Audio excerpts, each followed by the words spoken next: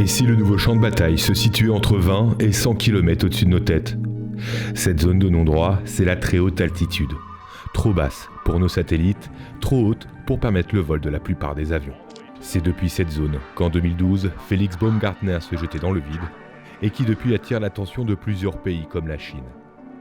Dès 2014, le président Xi Jinping donnait la priorité au développement d'armes supersoniques et surtout à de gigantesques ballons espions. En 2023, des ballons stratosphériques chinois avaient créé un incident survolant le ciel américain avant d'être abattus.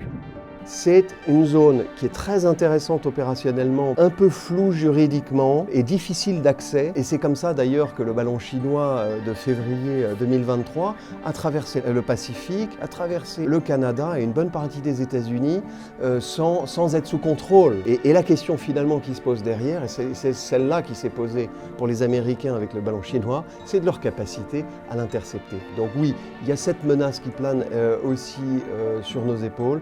Et comme cette très haute altitude est de plus en plus utilisée au gré des progrès technologiques pour de la logistique, pour du transport, pour du tourisme d'ailleurs, un peu à l'image du tourisme spatial.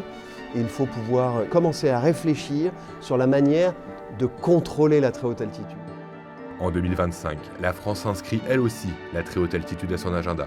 En partenariat avec le CNES, elle arrivera au terme du développement de son propre ballon stratosphérique, capable de rester plusieurs mois à 20 km d'altitude.